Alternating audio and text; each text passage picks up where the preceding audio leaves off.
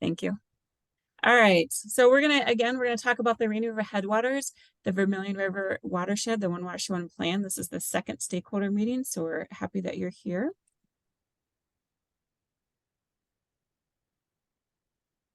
And let's see, I am not, there we go. All right, so what is a Soil and Water Conservation District? It is, I apologize, I don't have a second screen. So Becca and Terry, you might have to help me because my notes are now gone. So, but if you didn't know already, but the Dust Bowl took place in the 1930s, and the government was like, we need to be able to help private landowners. So something needs to change and something needs to happen. And so from that, in Minnesota in 1937, actually after a really bad drought, there was an act formed that created soil and water conservation districts, and we are now under Statute 103C, and we are formed to help private landowners with their conservation needs. So we've been around for quite a while. Every state is different in the US. Some they all have the same goal, but they sometimes maybe operate differently. So in Minnesota, you're all experienced with how we work, and we're able to be a subset of the state. And there's over 80 conservation districts here in Minnesota. We are governed by a 5-member elected board of supervisors. They're the ones who are ensuring that we're accomplishing our goals and our missions, and that we are also spending taxpayer dollars correctly. We provide resources and consultation to landowners. We collaborate with the local, state, federal governments, landowners to complete our projects. Some counties have delegated water planning to soil and water conservation districts. All 3 of ours, they have. So we also have the responsibility of the soil and water conservation district, of the water planning. So tonight we're going to talk about what a comprehensive water plan is. Just recap what we've already done for public meetings, do a plan overview. So looking at those priority issues, our lenses, priority areas, our measurable goals. We're going to implement the projects and how this plan might relate to you or your group and what's next. So, sorry, okay. I am having screen issues. There we go. So what is a comprehensive watershed plan? Sorry, Becca, I lost everybody. Oh, we see you. Can you? Okay. Can you see what screen do you see? I see you've come out of presentation mode. Now I see the opening slide. Okay. Well, we're going to just do this. Can you see that okay? Yes. Okay, perfect. So what is a comprehensive watershed planning? Prior to the One Watershed. I see the overview page. Yep. Okay. There we go. How about that? There we go. Yep. Perfect. Great. Thank you. So prior to One Watershed, One Plan, to these larger plans, we had smaller county plans, and they stopped right at the border, and that just wasn't working. It was harder to work across boundaries, to get more collaborative efforts. You might have a river that goes between two counties, and how do we do that? So quite a while ago, back prior to 2014, a group got together and they said, let's move to this watershed, this larger scale planning effort to remove those boundaries and not just maybe look like we're putting band-aids, but really working cohesively together. So this watershed plan came about. It's a document that lays out a locally and collaboratively developed strategy to manage and protect water and resources across the entire watershed. It shows results on water quality, water retentions, talks about buffers, habitat, drinking water, flooding, recreation, groundwater, the list goes on and on. But the one focus, it really focuses on that locally driven ideas. What are our priorities? What do we need locally? So it makes use of existing data, makes use of stakeholder information, stakeholder input. It's a non-regulatory document. So it's not changing the local and the state and federal regulations. It's a voluntary plan. The projects are voluntary. It's not like we're coming in and saying, you must do this. We're saying, hey, we want to work with you. And these are the benefits to doing this work. It helps direct us at the local level of, when are some time frames we can work on this? How much time should we be doing this plan? What resources should we be protecting, enhancing, and restoring? And that protection is, again, it's voluntary. So we consider areas of watersheds, that are already protected or a considerable part of the area is already protected. And so this helps us to focus where are we going to do some of that protection on private land, where are we going to do some of those restoration efforts on private land. And that can look like forestry management, shoreline restoration, native buffers, stream and road crossing improvements, different projects like that. It's the Clean Water, Land and Legacy Amendment funding is provided to complete these initiatives within this plan. It's called implementation funding. It comes every biennium. And then again, it's the emphasis of local governments working together on this large watershed scale.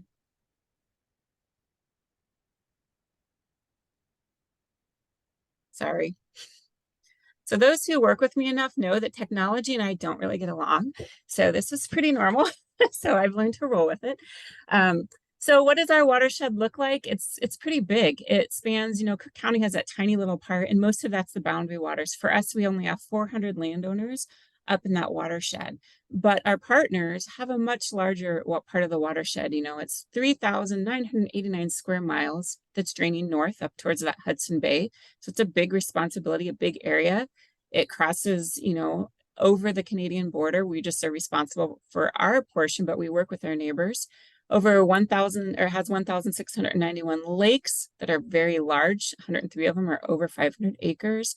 It includes the boundary waters. It includes Voyageur, Superior National Forest, so big partners, part of the 1854 treaty. And it spans over the 4 counties and also the tribal lands of Bois Fort of Chippewa. So very large area to encompass, and a lot of partners involved in this decision making and these plannings and working together at the local area. So what did we do to get all this kicked off? We held some public meetings. We were able to have different size turnouts at different areas, but we were able to come together with priority concerns. What do we want people to help us decide? What do they know on the land? Where would they want to spend the funding? As these dollars come in, where do they see it as a priority? So we had some really good discussions looking at wetlands. In Cook County, we looked at a lot at wetlands and forestry and climate resiliency and climate change. And so that was for us a lot of the discussion. I know other areas had different discussions, but they were really informative and really helped us to engage with our landowners and to have these conversations and look at this watershed as a whole, not just our tiny area, because our area in Cook County is pretty pristine and across the whole area it is, but we don't have any of those, some of those impairments, which there aren't very many. But how do we work together and how do we support our partners too was a big discussion. So from there, we said, hey, when you think about the Rainy River headwaters and Vermilion River watershed, what comes to mind? We did a brainstorming activity, and it was fun to hear people talk about pristine waters. A lot of people talked about wilderness. It was pure, it's beautiful. We had loon calls, abundant wildlife. It's a national treasure. It's rugged. It just very dynamic difference in what people see and what they think about when they think of the watershed. So this helps kind of paint the picture as to, okay, what's our next steps? We need to figure out what are our priorities and how are we going to move forward with this plan and what are we going to do? So we did the priority issues and we started to come together as a group. So we have the advisory committee, which is made up of local government units. It's made up of state government units, agencies, federal agency members. It's made up of individuals from 1854 Treaty Authority, individuals from Bois Fort. And so we come together when we meet and we discuss our priorities. What are our priorities within this area? What are people seeing? What's the science telling us? What are our boots on the ground? We have a public input. People provided input at the beginning of this process through surveys, through discussions, through letters. And so we're able to incorporate that. And then we look at all the data and all the sciences out there. The MPCA did the Watershed Restoration and Protection Strategies, which is that RAPS. And then they pulled it all together. That information in this great document, if you just really want to dig into the science, it has a lot of really good information and strategies to address different things. We looked at a lot of other different data that's out there, pooled it all together, and then said, okay, let's start to plug out our environment or our issues. We also had okay, let's do another brainstorming. What are our biggest concerns as we relate to these experiences and into our watershed? As you can see, there's a huge variety of people, species, everything's doing just fine. Maybe it's the time, forest events, fires, mining came up really big, as you see, but again, this is a locally driven plan. It's not a state plan. It's not a federal plan. We can't address that. The only kind of mining we can address would be aggregate mining, not the larger mining. But we can address a lot of things within this watershed. It's a plan to help with the private and locally led work that we do. So what are our priority issues? We have pollutants, and pollutants have the potential to impact water quality, aquatic recreation, aquatic consumption, and aquatic life. So we're like, yep, need that one in there. These pollutants, come from different sources and can impact our water and our soil from different ways. And so it's really important to acknowledge this as part of an issue within the watershed. Stormwater runoff, it's a big issue, especially as our climate is changing. And we have, maybe heavier rain events. We had flooding, up in the part of the watershed for quite a bit, a couple summers ago. So stormwater runoff can increase your peak flows, contributes to pollutant to streams and lakes and to groundwater. Water acts like Velcro. As it's moving across the landscape, it's just going to pick things up. So addressing that, even in small municipalities and smaller areas, resorts can have big impacts to our water quality. So we knew that was an issue. We knew individual septic systems or waste treatment systems can contribute pollutants in groundwater and surface water. And, that pollutants can also include things like nutrients. We know that nutrients can impact our water quality when we have lower nutrient levels in our water up here in this part of the state. We have shoreline erosion that can be both human induced and it can be induced through wave action. And so removing these natural buffers can impact water quality and habitat. So we want to make sure that, we can keep those in place and help people understand the value of those. So we know that that's, definitely an issue in this watershed, especially with possible increase in development. Wild rice is a big part of this watershed. It requires mitigation from climate changes, from contaminants, from invasive species. So we want to ensure that that's something that's an issue and that's been brought to light within the plan. Aquatic invasive species, they can wreak havoc on water quality. They can impact recreational activities. They can result in reduced biodiversity in lakes and streams. So again, that was an issue that was brought forth to be addressed in the plan. Forest management, this is a heavily forested watershed. It's huge, and a lot of it's protected, and that's great. And some of it's going to be timber harvested, and that's fine too. That's part of management. We have issues with forest fire, but we need to look at, is it needed to improve? We need it to improve forest health. We need to be able to make sure we're managing our forests, not just for forest health, but also for forest resiliency, as well as protect against terrestrial invasive species. So that's a big part of this watershed because it's a part of this landscape up here, and in keeping our waters clean. Sufficient protection is needed also for outstanding resources, for sensitive species, and to maintain water and habitat quality.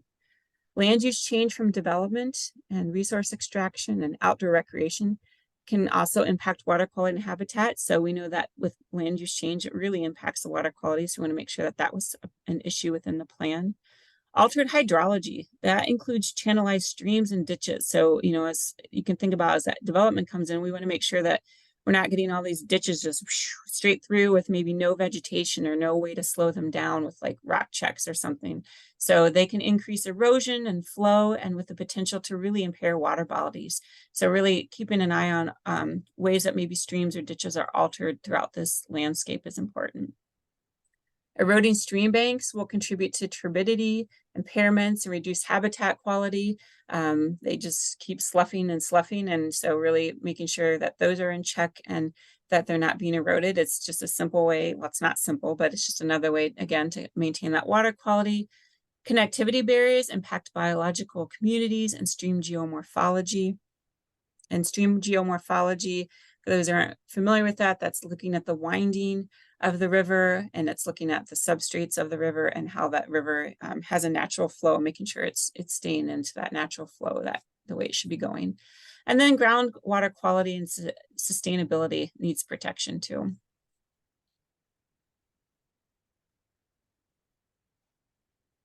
So we have a lot of priority issues, and we also have these lenses, because within those priority issues, we have these lenses that kind of go and fit over all of these, and that we know are going to be incorporated throughout those different those different priorities, and it may, fit better some here and some there. And so we wanted to make sure we didn't lose these as we move through the plan and as we're addressing these issues and trying to reach our measurable goals and maintain water quality.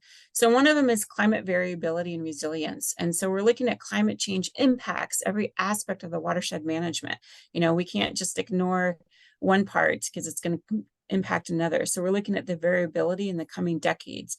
Is it likely to affect the plan of the implementation? So how we implement the plan will be impacted by climate change. And so we need to look at this, creating our goals and our actions, making sure we have extra attention to both mitigate these and impacts and also to build resilience in the watershed, because we've got a lot of things going on. So maintaining those good things and enhancing them and building them up will really help with climate resiliency. We also have cultural resources within our watershed. And so we really want to, it's unique for our watershed with diverse species, with diverse citizens and community members, and diverse water bodies. So considering these cultural resources in this watershed is essential to creating and implementing a successful plan. And so during the planning process and the projects we want to that protect or restore the cultural resources, they may receive some of the priority also as we go through implementing the plan. Social capacity. So that's in another lens we're going to be looking at. This has a unique and diverse group of citizens in this watershed. They're living here and they enjoy being here. And so really completing the goals laid out in this plan will be dependent on the capacity of the people living here, on the business owners, even sometimes the people visiting and other organizations to facilitate and to participate in the projects and the actions within the water. So really looking at the capacity of what can people actually do and what are they willing to do and working with that. And that also includes this equity, inclusion, and diversity. It's a very diverse group of people. As we all know, we've got seasonal, we've got non-seasonal, we've got different income brackets. It's a full gamut of diversity of ethnicities, of everything. And so we're going to make sure that that's included and understood. And so our efforts in this planning process were completed using this lens of equity to focus efforts in disadvantaged communities. This also includes facilitating involvement with all the groups and considering all the voices in the planning and the implementation process. Tara and Becca, if you have anything to add, please just speak up and let me know. You're doing great. I can't see anybody, so that's why I said just Sure. holler. All right, so as we move through these lenses, we've got our issues, we've got our lenses, kind of overcompassing this plan. We've then got to prioritize because this is a huge watershed. And I can tell you from experience, and I'm in my sixth year of implementing one plan already, you can't do it all. I mean, really, you can't. You want to really take your time and be methodical about doing this and making sure that you're doing it correctly. So we've got 1,000, over 1,000 lakes. We can't focus on all of these. So what are we going to focus on the next 10 years? You've got to take a lot of things in consideration. You've got to look at the data, the water quality impairments, what's public telling us? Because sometimes, you're on the ground maybe more than we are. You might be seeing things. Our partners, what are their goals? Are we seeing trends in places maybe we didn't see before? We're seeing it now. And habitat quality, biological significance, how much of the resource is used versus protected, phosphorus sensitivity, what lakes are right on that tipping point. If they have too much development, is it going to trigger a phosphorus issue? And then they're going to maybe start having algae blooms or other concerns. Downstream effects, if we're here in Cook County, if we're mucking all up, we're going to mess it up for everyone else downstream. So we've got to keep that in mind as things change or not change, and what can we do to continue to protect our resources. So pristine water quality and other factors. So we go through those and we look at all that, look at the science and weigh it all and think about it and talk about it and discuss it a lot. And we've got to figure out a way to prioritize these. So we look at restoring these. We look at kind of breaking them into parts. So we're going to look at restore, enhance, and protect. And so restore is these resources are impaired. They've already been looked at. The science has been done through them. We know that there's some issues that really need to be addressed probably before everything else is addressed. They're going to be addressed at the same time as maybe protecting the area, but they're going to probably need a lot more resources to restore. So an example is we have one lake that's impaired for nutrients. So that means its nutrient levels are too high for that lake and we need to get them down. And then we have 2 streams that are impaired for E. coli and or turbidity, which means they have too much sediment in them, and then too much E. coli from fecal matter. And then we've got, so those we know those are restores. We've got enhance, and so that's a declining water quality trend. That's less than 70% of the protected watershed is nearly impaired. And so we've got 10 lakes are identified there, and then we've got 6 streams. So we're looking at more of the smaller watershed, not like the gigantic, everything's flowing in there for that enhancement. And then protect is, hey, it's a big area. It needs, everything's looking pretty good. Let's make sure that it's being protected. It has a potential that might, be at risk due to the land use changes. For example, a lake for Cook County, because that's what I'm most familiar with, is Loon Lake. It's a phosphorus sensitive lake. We keep an eye on it. It's an area that definitely could use a little extra protection. And even though part of it's in the boundary water, I don't know that it is, but it's got a lot of federal land on it. It's definitely in that protected area. So we need to keep an eye on that. And we've got areas that are I cannot say that word. That's really, really pristine and in excellent condition. And so we're like, sweet, let's keep it that way. What else do we need to do? So here's a map of the areas. You can see that, we've got, they're all spread across the watershed. We've got areas that are restored at one lake. We've got some that are needing to be enhanced, which means that they're going to need a little bit of extra work. Maybe different strategies there. They're going to be different than maybe areas that are needing more protection. And we've got a lot of public land, as you can see, in this watershed. So we'll move on from the priority lakes. Here's the list. I will just let you read for a minute for those who are maybe watching this in the recording. And I'm not going to read every lake to you, but you can see that they're broken between the 2 watersheds, just in case you're curious.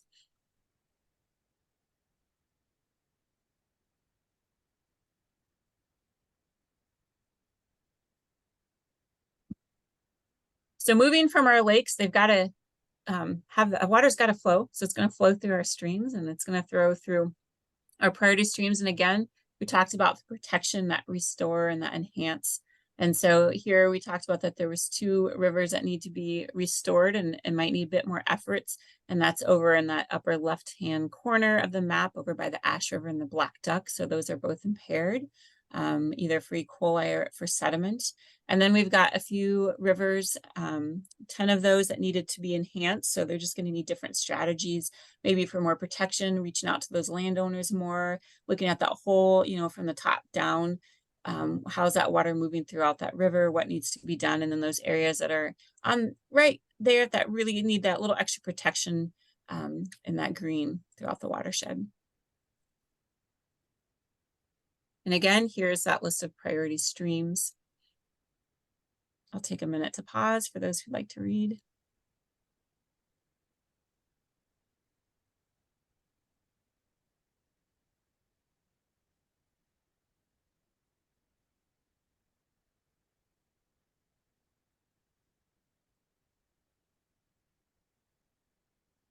All right, so we've looked at our priority lakes, our priority streams. We've talked about our issues, the lens that's going to cover all of this. And that it seems like it's maybe a small list, since you're like, what about all those other lakes and streams that aren't identified as a priority in the plan? Don't worry, as SWCDs, as counties and other groups, we're still going to provide technical support, projects, and financial assistance to landowners. But this plan, it's got implementation dollars. It needs to focus, and we need to start somewhere. And those are where those dollars and that focus may be. Doesn't mean our work is only going to go to those areas. It means that's just where our focus might need to be, especially when we're working within just this plan, maybe lens, for better lack of defining that.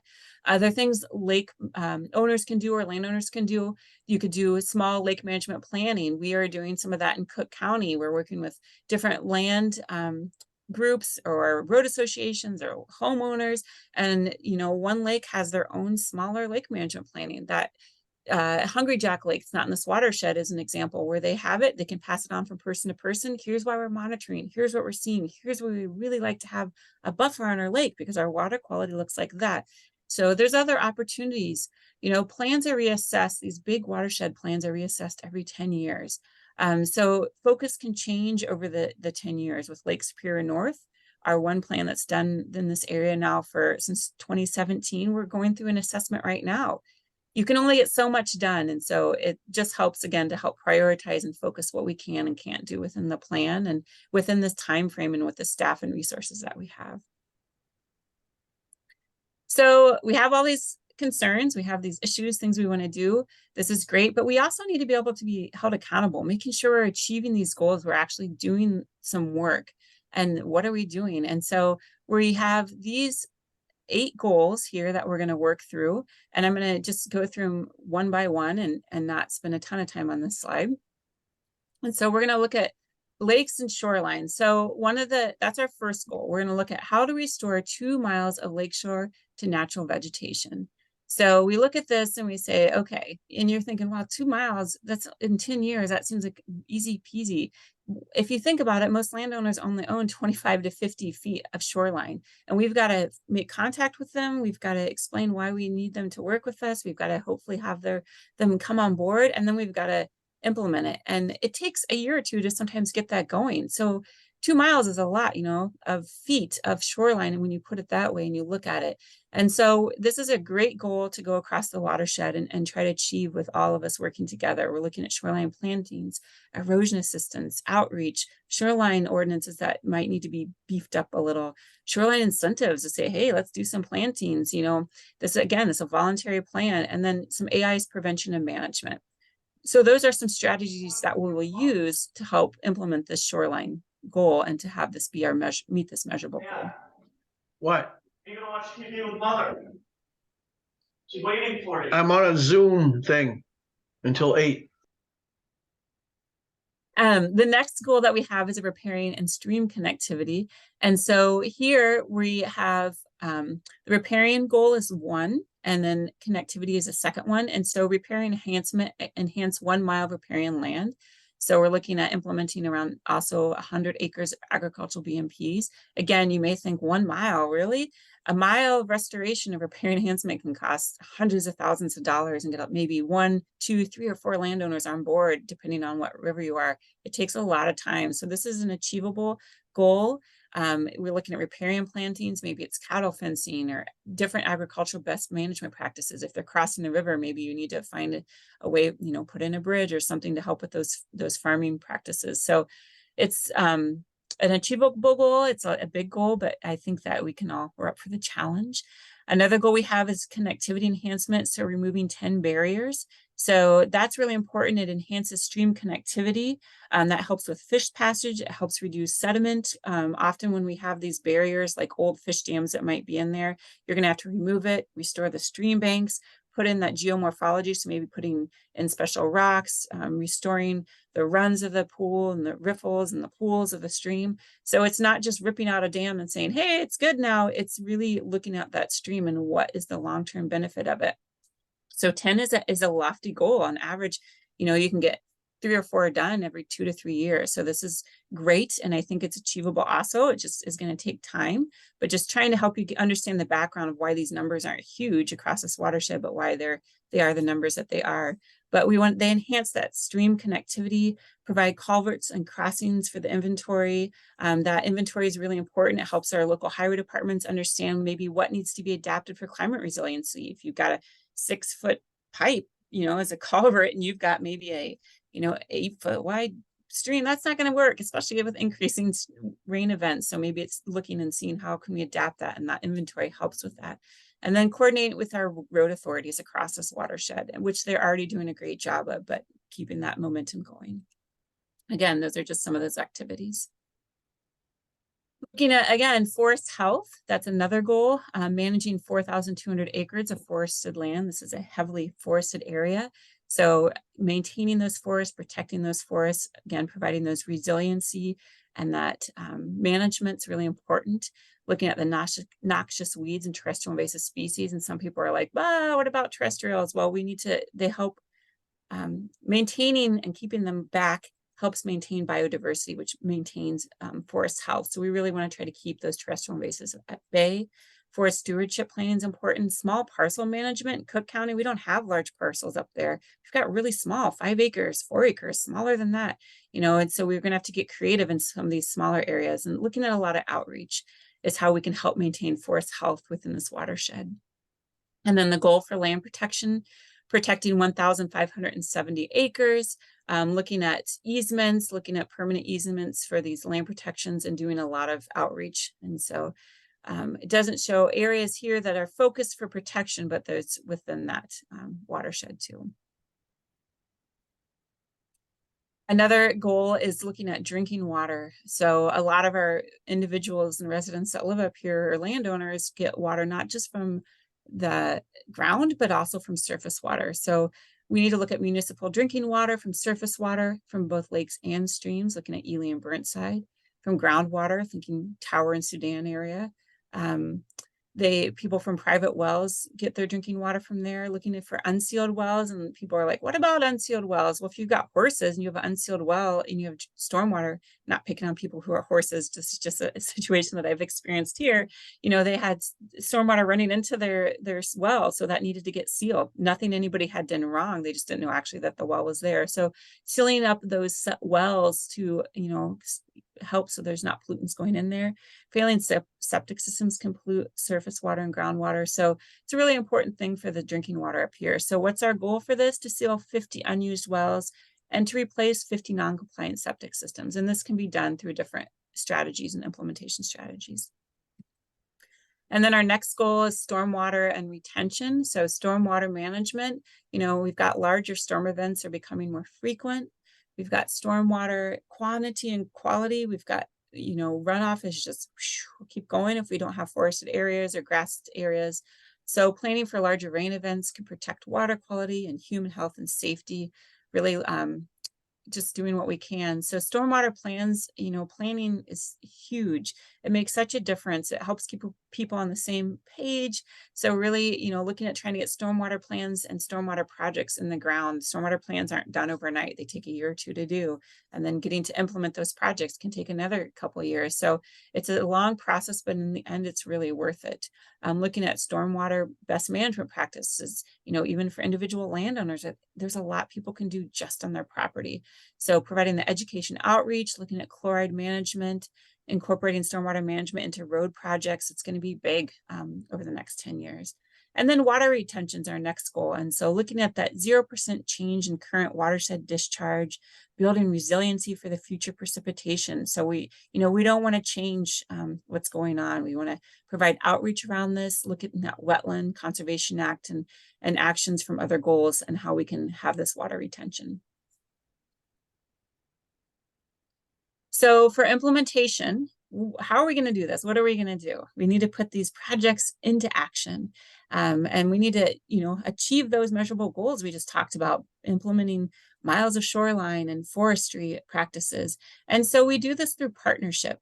Cook County, Lake County, St. Louis County, Cook SWCD, Lake SWCD, North St. Louis SWCD, we're going to all come together as this partnership.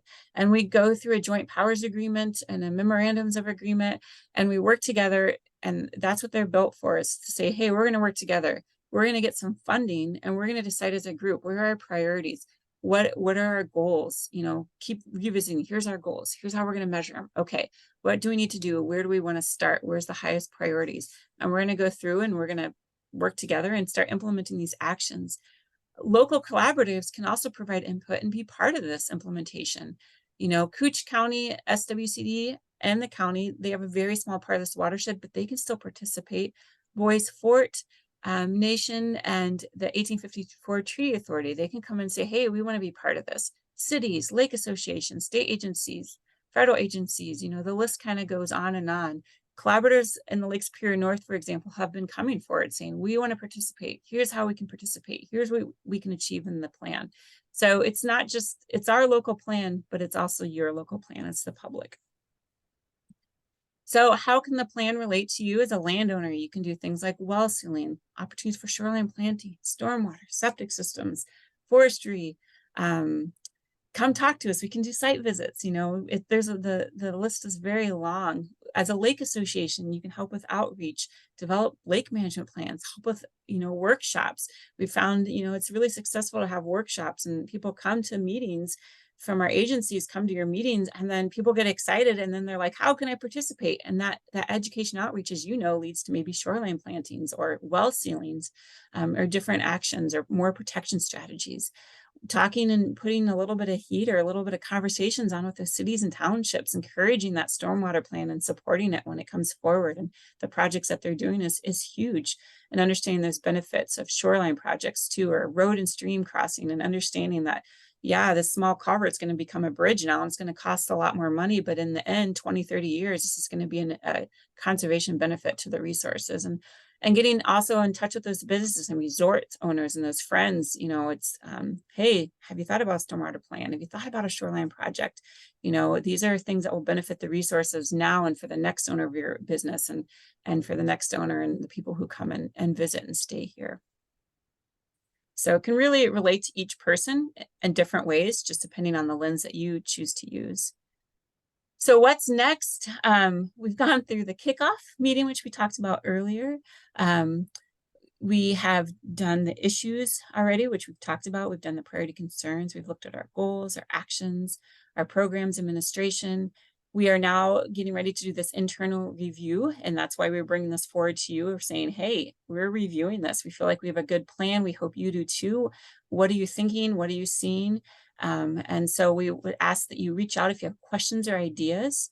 We invite you to review the plan and its components. We'll have a formal review and later on this year, beginning of next year, in a public hearing, and then we'll look for adoption in 2024. So we still have a little ways to go in a few more months, but it's been a long time coming and a good process now over the last year. So our vision statement, which is pretty fun. It's from the Voyageurs Highway to Highway 1, the rainy Headwaters-Vermilion Watershed is the international intersection of pristine water, rich species diversity, awe-inspiring wilderness, and a deep-rooted culture. We work to sustain these features cherished by all peoples. With that, I'm going to stop sharing my screen, and I think we could probably stop recording and see if there are any questions or comments or what you're thinking.